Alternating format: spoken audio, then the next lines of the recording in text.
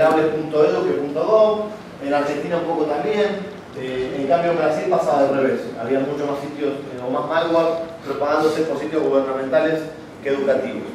Algunos otros números interesantes: el 90% de las amenazas que se están propagando a través de este medio eran troyanos, lo cual marca que siguen siendo la amenaza más importante, quizás con los gusanos que utilizan otros medios, pero lo que es propagación web estamos viendo básicamente troyanos, lo cual confirma el uso de ingeniería social, que sigue siendo muy importante.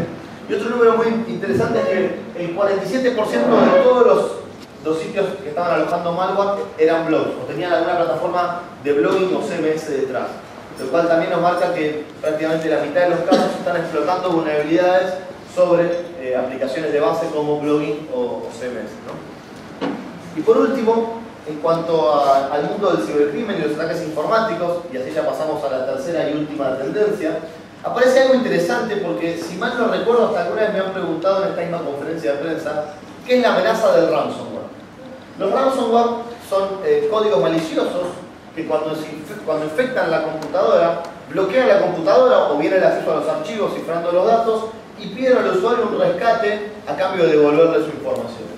Lo interesante de esto, y insisto que si mal no recuerdo lo hemos hablado en otra conferencia de prensa, es que esta amenaza existe hace muchos años, pero la realidad es que cada vez que nos preguntaban, nosotros siempre con el ánimo de informar y ser claros, no habíamos visto propagación de estas amenazas en Latinoamérica. Estoy casi seguro que el año pasado, que siempre esta amenaza creció mucho en Rusia y en Europa del Este, se habían visto bastantes casos en Estados Unidos, pero la realidad es que no habíamos visto casos en Latinoamérica. Bueno, este año lo vimos. Este año empezamos a encontrarnos con casos de ransomware en la región después de por lo menos 6-7 años de existencia de esta amenaza. Entonces, bueno, se bloquea la computadora, aparece este tipo de mensajes en la computadora, aparece en este caso en francés. Acá tenemos otro caso que fue muy propagado en la región este año. Supuestamente la computadora estaba infectada con una solución llamada Anti-Child Phone Spam Protection y el usuario tenía que pagar para que se le devuelva el dinero. Y ni hablar los casos de donde supuestamente la policía, y acá estamos viendo cómo esto estaba personalizado para muchos países, entre ellos Argentina, era un ransomware que bloqueaba la computadora y le decía que era el usuario, que fue la policía de cada país, y pueden encontrar después, o les podemos enviar los screenshots de muchísimos países que está preparada esta amenaza. Entonces el usuario cree que la policía del lugar encontró datos de delitos informáticos en la computadora del usuario, que la computadora fue bloqueada y que hay que pagar un rescate para recuperarlo. Bueno, así los usuarios siguen perdiendo dinero.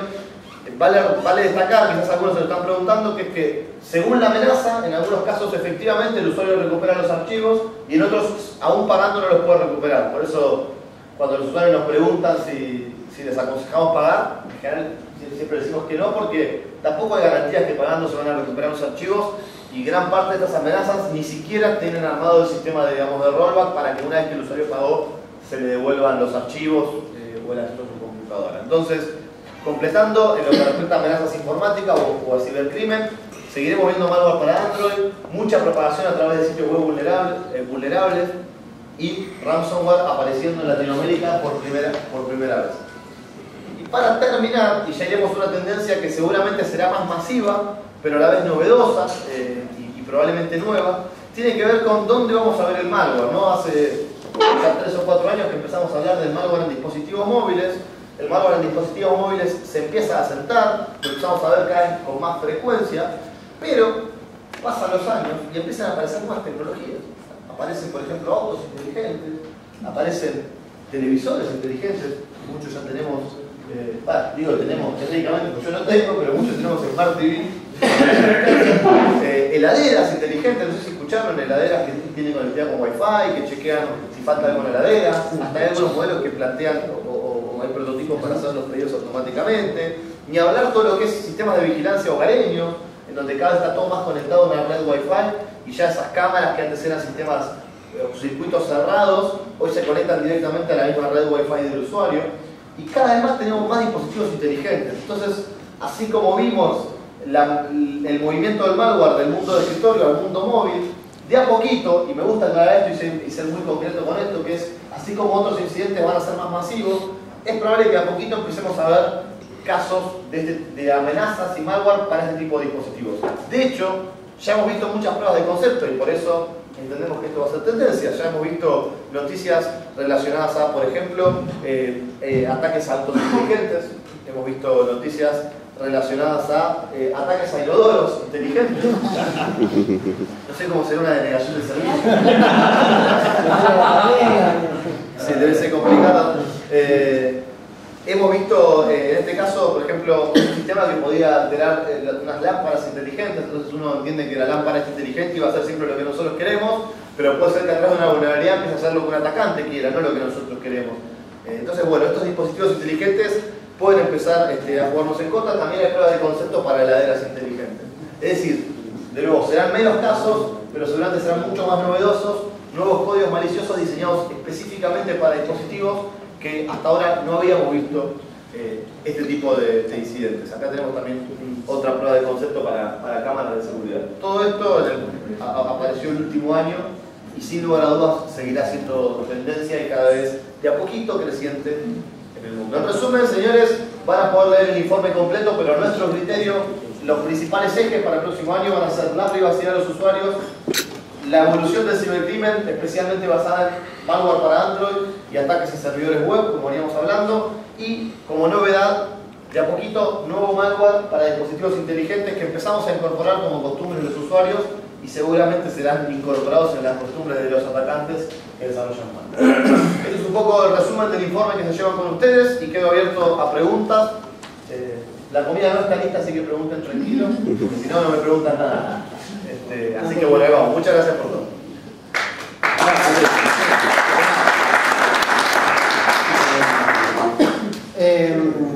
Dos preguntas tengo, pero hago una y... Hace una y volvemos con otra cosa. Me gusta.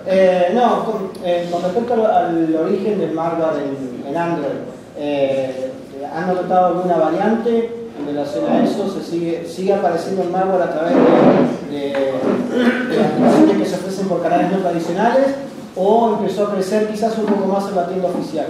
Hemos visto bastante estabilidad. El año pasado yo les contaba que no era poco el malware que se propagaba por la tienda oficial y la realidad es que en lo que va del año no hemos visto mucha diferencia. Alrededor de entre un 20 y un 30% de las amenazas se ven en la tienda oficial y el resto por canales no tradicionales, que puede ser o bien tiendas no oficiales o bien mensajes directos al usuario, como mensajes de texto, correo electrónico o mensajes en redes sociales donde se lo invita a visitar un enlace que le sugiere la descarga de una aplicación. Entonces lo hemos visto bastante estable, en resumen.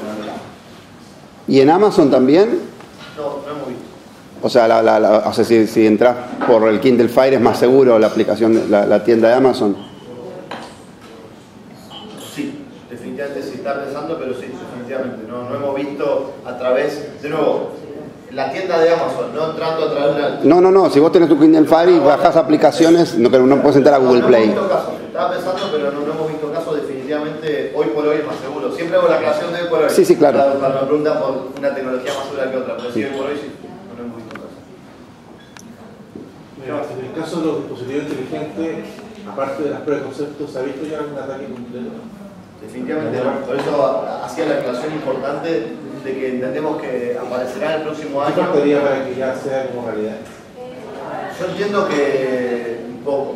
De nuevo, es nuestro análisis en función de lo que estuvimos viendo. Ya hay demasiadas pruebas de concepto.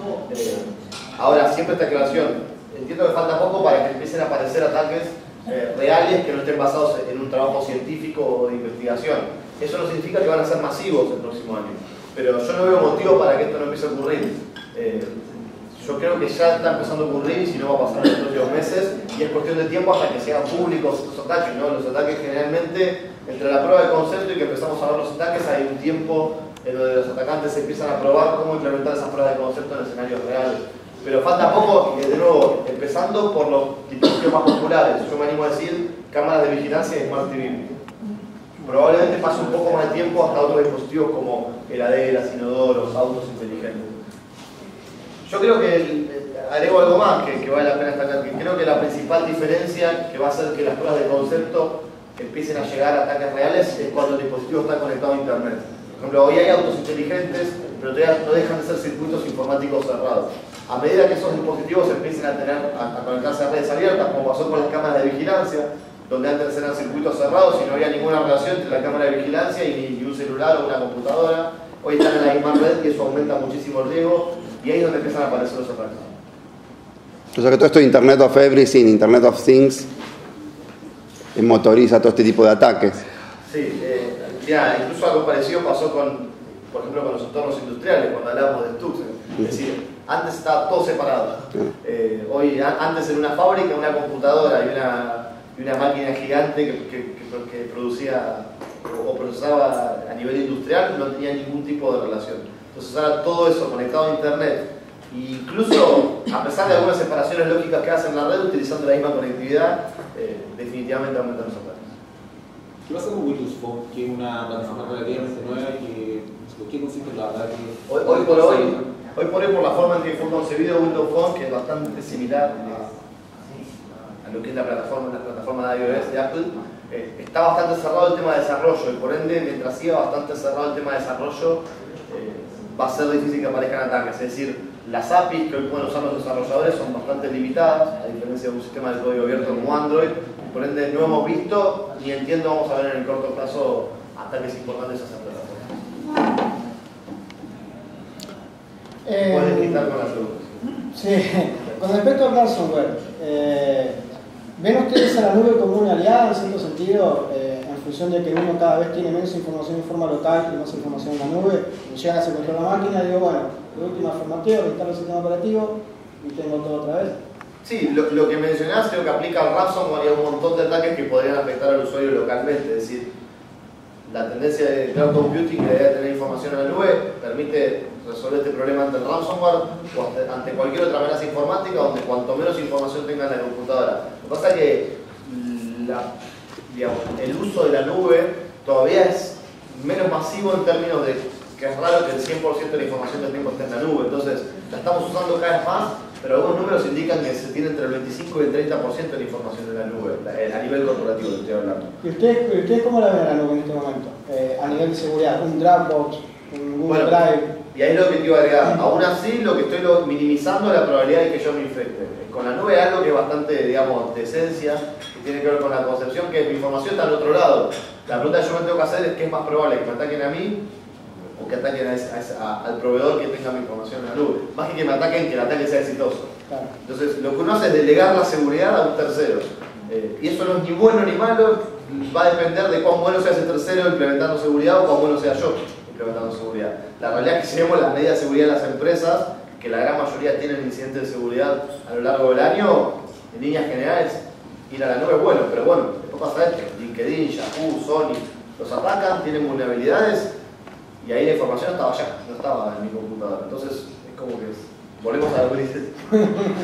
Lo importante es que la decisión la tiene que tomar el usuario y que desde el punto de vista corporativo haga una evaluación del proveedor de cualquier servicio que sea en la nube pensando en la seguridad, porque la realidad es que lo que pasa hoy en día, y cuando hacemos consultorías en las empresas lo vemos, es que ni siquiera la seguridad es un parámetro de evaluación al momento de elegir un proveedor. O sea que todavía nos falta mucho para llegar a pensar en cuál es, digamos, esto de cómo hacer ese análisis de si el proveedor es más seguro que yo. La realidad es que cuando vamos a las empresas y hacemos consultorías y preguntamos si el área de seguridad informática, por ejemplo, define parámetros para que cualquier otro área elija un proveedor en la nube, la seguridad no es una variable. Aparece el precio, aparecen las funcionalidades, aparece todo menos la seguridad. Y ni hablar, incorporar esa seguridad en un contrato de calidad de servicio o de confidencialidad.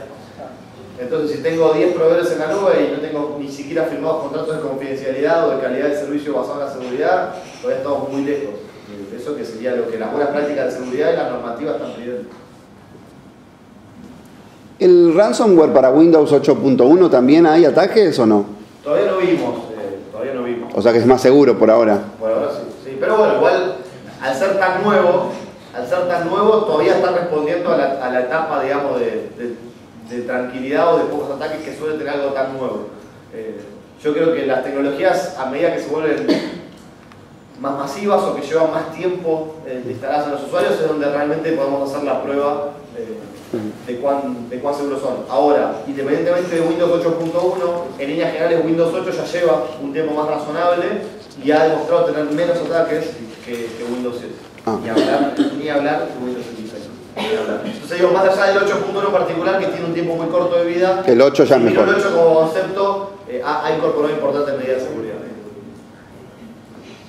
Sebastián, el año pasado me acuerdo los dos hits o los dos hitos principales eran la explosión del malware móvil y el uso de websites legítimos para transmisión de códigos maliciosos y lo que sea.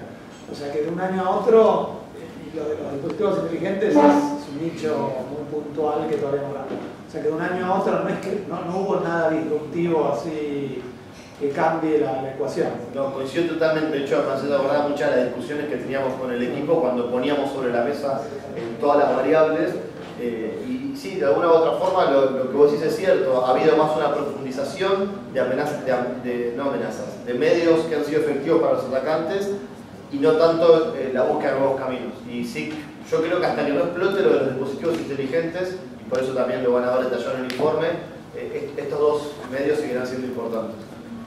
Lo cual responde digamos, a la naturaleza de los atacantes. En tanto y cuando los atacantes vean medios efectivos, no cambian por amor al arte, cambian porque necesitan mayor efectividad, o encuentran nuevos canales, o ven potencial. Pero mientras sigamos teniendo este nivel de vulnerabilidades en los servidores, este nivel de usuarios con dispositivos Android desprotegidos, de hecho probablemente tengamos unos años más que seguiremos viendo este modelo profundizado. Por eso el año pasado insistíamos que recién ahora se está volviendo masivo. Pensá, por ejemplo, el momento en que Windows XP se volvió masivo para el malware, tuvimos 7, 8, 9 años donde todo eso de fiesta. Totalmente masivo. Y bueno, cuando empezaron a aparecer con el cambio a Windows 7, donde se le volvió realmente más difícil, tuvimos algo parecido a lo que yo recién les mencionaba, que es ese periodo de gracia donde parecía que, digamos, Windows 7 prácticamente no había amenazas informáticas.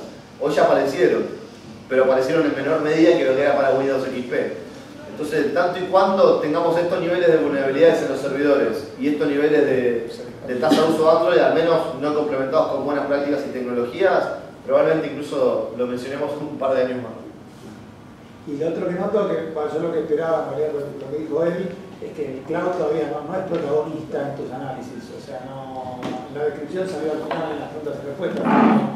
No solo en mis análisis, insisto, hace poco leí un informe, si no me equivoco, de Gartner, pero me da la duda si no era de IDC también, pido disculpas por no recordar la fuente, que decía esto, que las empresas tienen entre un 25 y un 30% de su información en la nube. Entonces, todos usamos la nube, pero ¿en qué medida la usamos? Porque sí, todos usamos 2, 3, 5, 10 servicios en la nube, pero todavía para que esté del 100% de nuestra información en la nube falta.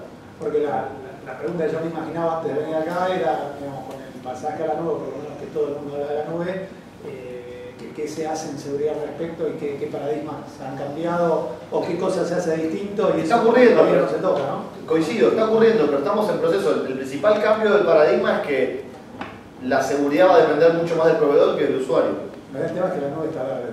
Pero el tema es que para que esto sea masivo, con estos niveles de información en la nube, el cambio de paradigma ya ocurrió. Ese 25 o 30% de la información que tenemos en la nube, nosotros no tenemos que preocuparnos en términos de implementaciones de seguridad nosotros, sino que nuestra única preocupación tiene que ser que el proveedor las proteja correctamente.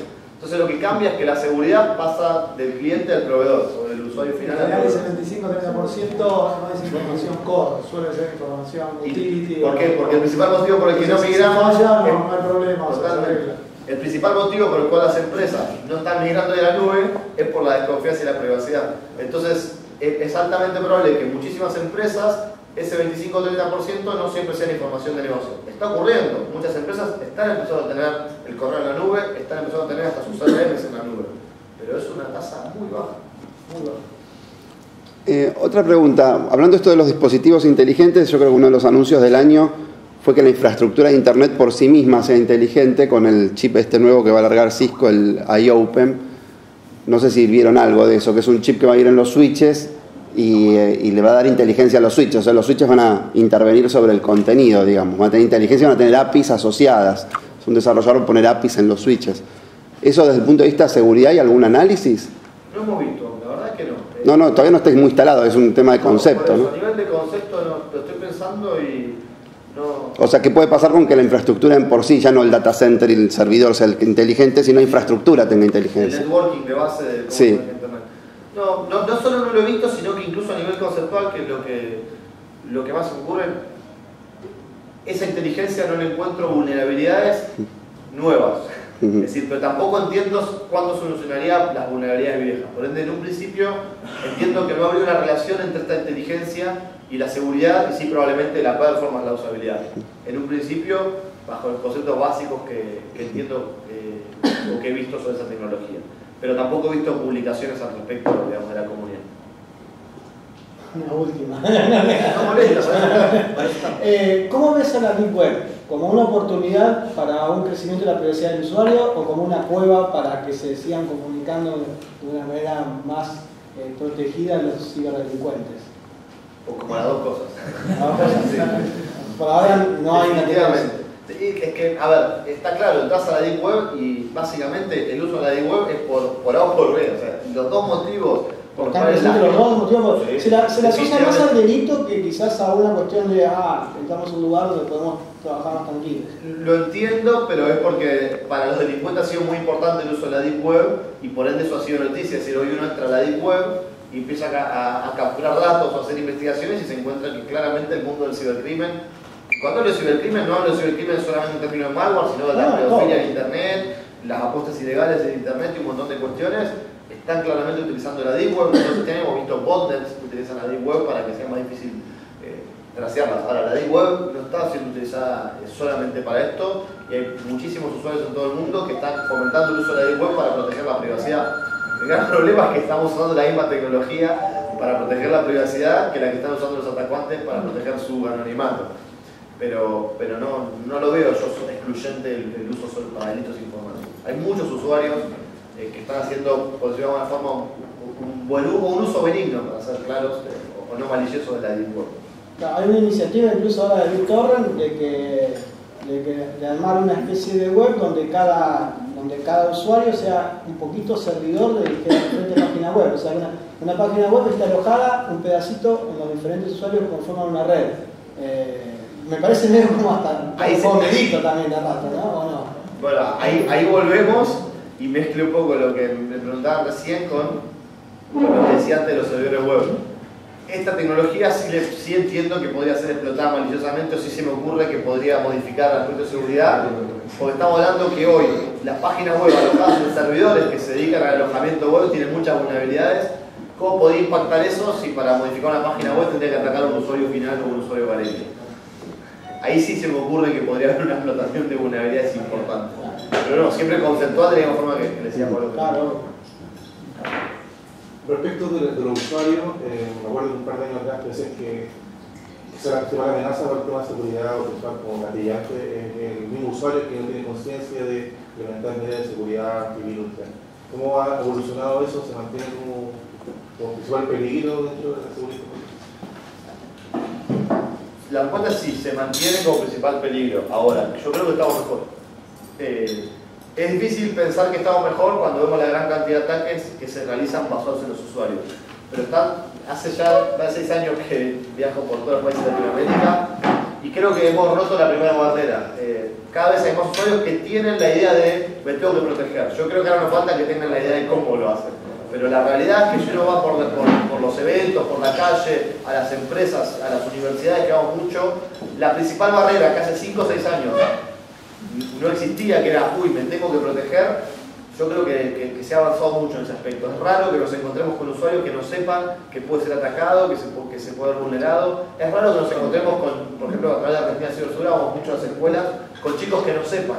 Ahora, lo que está pasando mucho hoy, y por eso creo que la aclaración todavía sigue siendo el principal punto de vulnerabilidad, pero eso no significa que hemos avanzado, es, sé que me tengo que proteger, pero en realidad como no tengo muy en claro cómo, mientras tanto sigo usando la tecnología.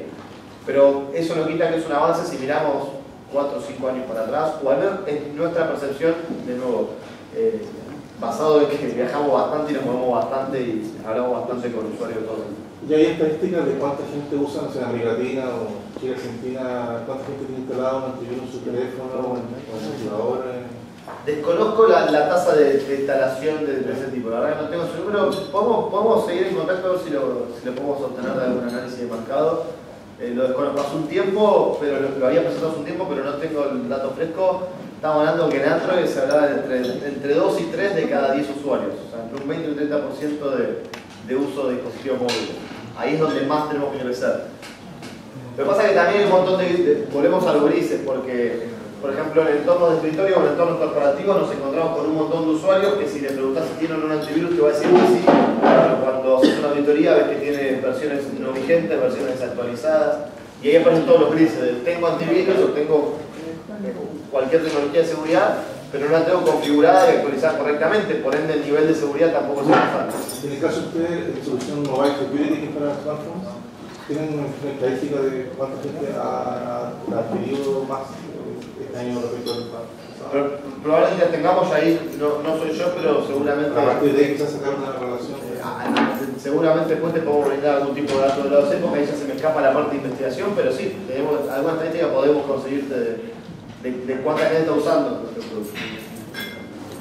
Una cosa, ¿no hay algún plan o algo, o tecnológicamente es inviable para que ese largue un browser y entonces el browser ya es seguro y uno esté más tranquilo? No, inviable no es. En este momento la forma de que tenemos protección es esta, porque no todo depende del browser, porque al fin y al cabo, a ver, hoy cualquier usuario está utilizando cualquier browser y visita una página web maliciosa, y si tiene el producto instalado se va a detectar. Entonces, más que sea más o menos seguro, es que no agregaría ni más ni menos seguridad, porque hoy cualquier usuario que tiene su producto correctamente instalado, claro, pero la probabilidad de que se desinstale, o sea, aún teniendo instalado pueden pasar X cosas, y si el browser ya lo sabe, el browser vive en la nube y ya está. A eso voy. Pero en ese caso tenemos que asegurarlo. ¿Pero se podría técnicamente o no se podría? Bueno, se puede. ¿Se podría que toda la inteligencia corra en un browser en algún lado y que el browser se ocupe de todo? ¿Se podría resolver así? Los productos cada vez más utilizan, nosotros hoy tenemos un esquema mixto donde parte de nuestro producto utiliza tecnología de cloud, de nube. Y en donde parte de la inteligencia de la detección está en servidores en la nube. Pero hoy es parcial. Ahora, posible es, lo que hay que ver es si va a ser viable y los usuarios lo usarían, que es un poco lo que también evaluamos. Es decir, si uno se asegurara que el usuario solo utilizaría determinado browser, lo podríamos hacer, pero también así como el usuario puede habilitar el antivirus, podría habilitar el browser y usar otro. Entonces, en ese contexto que todavía veo más seguro usar a nivel de sistema operativo. Pero a nivel corporativo sí puedes hacer que las empresas usen determinado browser y listo. A nivel corporativo podría ser una opción. Podría ser una opción. Pero ahí volvemos al mismo, a nivel corporativo tampoco tengo riesgo que el usuario lo instale. Entonces también lo tengo cubierto. Pero viable y potable. Bien. Volviendo al cloud, a tu gusto, opinión personal, ¿qué nivel de seguridad tienen los MSPs? O sea, si se trata de una empresa que quiere evaluar, delegar parte de su estructura a nivel local, a Uniplan, Telefónica, Telecom, en Chile, Sonda, Endeavor, lo que sea, o sea, que a tu gusto, ¿cómo lo definirías? Porque vos decías, depende de analizar... No, pero con gusto te doy la opinión de lo que nosotros vemos. Me voy a basar más que en lo que vemos en los MSPs, que tenemos relación con mucho, en lo que veo del lado del usuario. Es altamente probable que el proveedor tenga más seguridad que la empresa. Es altamente probable. Porque lo vemos, porque es lo que vemos. O sea, ahora, eso no quita que después aparecen incidentes como los que vemos y algún proveedor tiene un incidente grave. Pero porque la seguridad 100% no existe. Ahora, en la práctica, visitando o conociendo empresas proveedoras de soluciones cloud y conociendo a las empresas que trabajamos mucho con auditoría y consultoría, los resultados de las consultorías de seguridad nos marcan que es altamente probable que el proveedor tenga mejores medidas de seguridad que la empresa.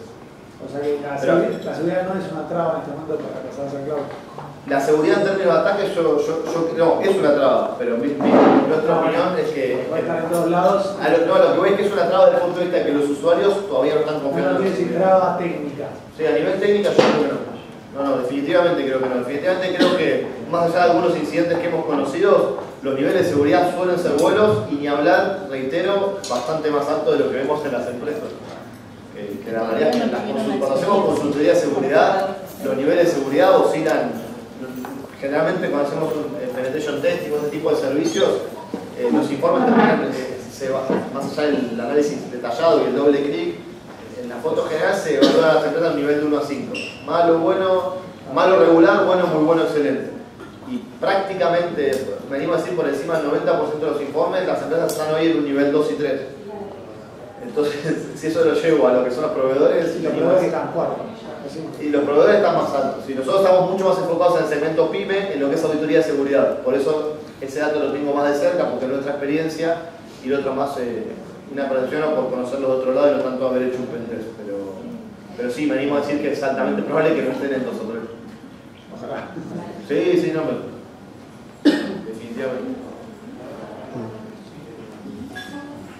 Bueno, igual nos seguimos viendo, estamos acá, vamos a comer, y ya saben además que siempre estamos a disposición de ustedes para la